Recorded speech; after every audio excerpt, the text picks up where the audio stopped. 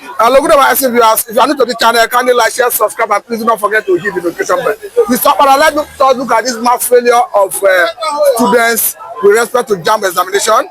And from the look of things and from the analysis people are making, it appears though the target of failure was Igbos. And people are looking at this as another area of marginalization, or rather trying to weaken the Igbos in terms of educational pursuit. Let me know your view. Coming to marginalization of the Igbos is in every area or aspect of life. So every area of human endeavor. So do you think they could go that extent of trying to reduce their number in terms of who enter higher institution? Yes, because you see, even before this current one, immediately the war end, whenever you hear WAEC sees a result, go watch. It will be the result of the people, Igbos, south to east. So maybe it didn't start today. It did not start today. Go and check the WAEC office. All the results that sees the people from east. So what would they want to achieve with this? What they want to achieve? They want to make sure they silence Igbos in every area of life, to make them to look inferior, to make them not to come up, how much to have political posts, or to have in government parastatals, to have seats there, over there. They want to regulate Igbos to the dust. And if you look at it, this is to show you that the war hasn't ended. This to show you that Igbos are still users of the war. This to show you that Igbos are not among the one Nigeria. They only like the Igbos to use them as slaves, to use them to develop every jungle. After they develop the jungle finish, they do what? They send them away to another jungle. So they want to make sure that the Igbos are nowhere to be reckoned in terms of education. And if you watch the process, really, if you come to Jamb or WAEC or NECO, whatever you call it, post-secondary school, you see that the Igbos are making head. So what they want to do, they want to contain it, so that Igbos will not overcome them in every area. So they want to slow down their pace of education. They want to slow it down. Okay, look at it. Ifa University, which is now Abafo University, the first chancellor there, or vice chancellor there, was an Igbo man. I think Professor Kenneth Ikoku. He was an Igbo man. Okay, if you come to literature writers, you can remember Chinua Achebe, you can remember Sipo Elekwensi, you can remember there are so many in the terms of literature, and the literature comes up. You understand? So they want to make sure in every endeavor, but in education, they bring Igbos down. And if you watch, Igbos are the people who spend much in education. Igbos spend much in education. Because throughout from Zik time, from the colonial master to Zik time, up to this present hour, Igbo race, southeast, never have free education. But they did not get free education right from colonial masters up to date. They are free education. In the west, I will give them free education. But in the east, southeast, you will pay from your nose to go school. And if you come to this area, going to school is a pride of every family. This is why if you come to Igbo or southeast, no family that don't have a graduate. No family, but they are silent. This is why if you see Igbo people, when they go to school finish, they end up in business. They end up in buying and selling. But they must acquire that education. They must acquire that education. And why do they end up in buying and selling? Because they refuse, after all their certificates, they still refuse to take you. Still area of marginalization. That's a marginalization. Still another area of marginalization. Yes, they've never take you and give a good post. They will take you and bring you one malam from north that have only 1 credit or 2 pass. Then you have 5 credit, 10 pass, and they put you under demand. Okay, look at this. One colonial master left Nigeria. Every government office was occupied by the Igbos. Because Because of what? Because of the higher education. That time Central Bank, the first governor sent indigenous people of Nigeria Central Bank was Sylvester Ugo.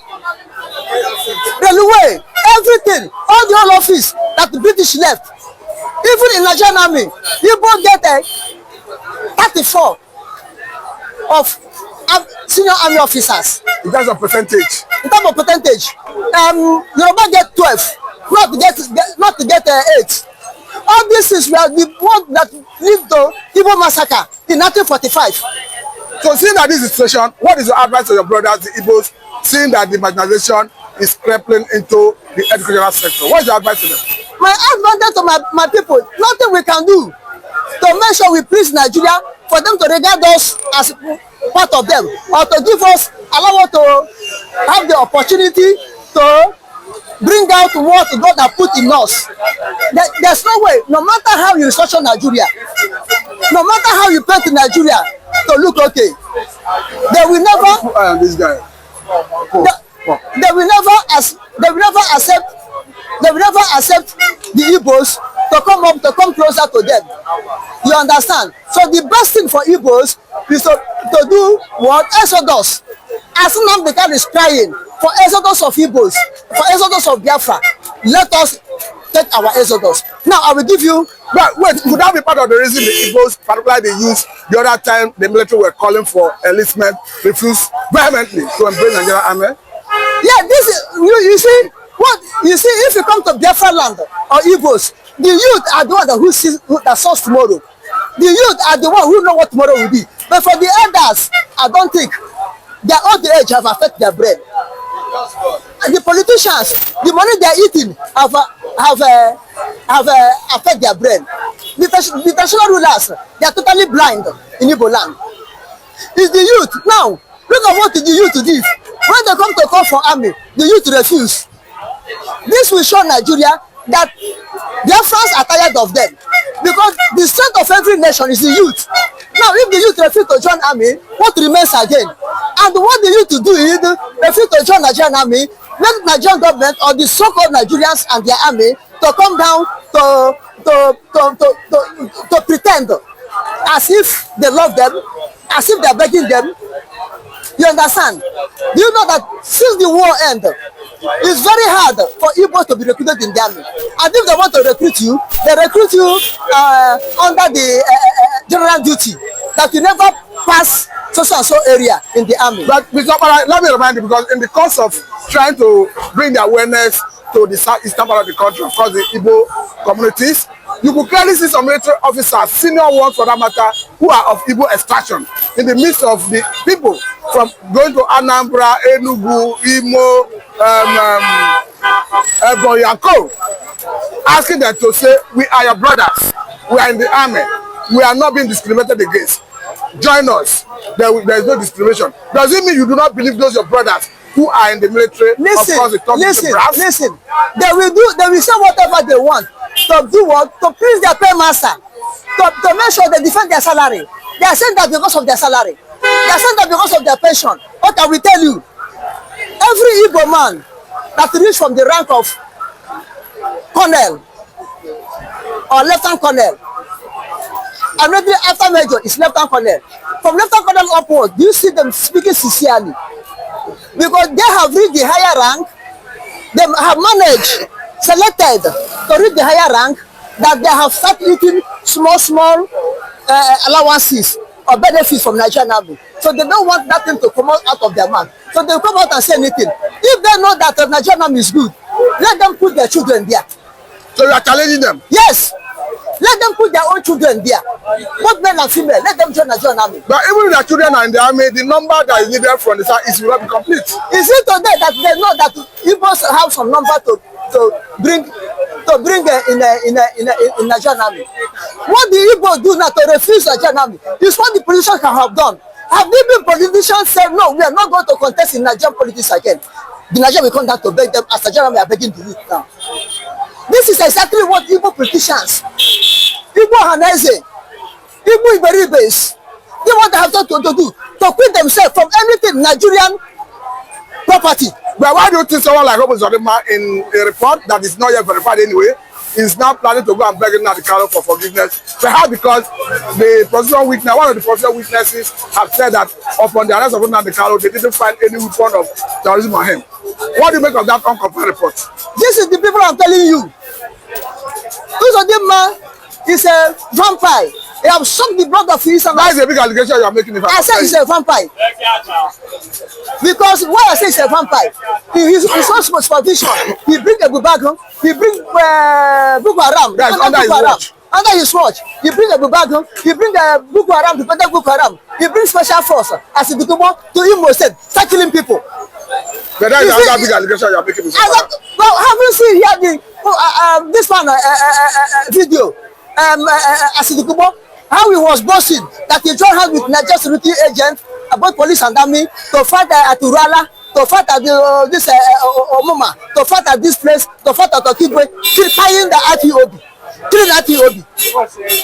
Haven't you seen it? They tell me it's a big allegation. Whatever Uzodinma did now is too late.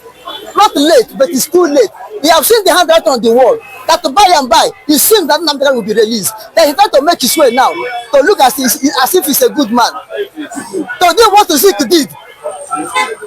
Zik was the one who betrayed Biafra, betrayed Igbos. Still, Igbo people embrace him and give him benefiting burial at his death. Befitting burial. Befitting burial at his death. That's why he's supposed to be speaking.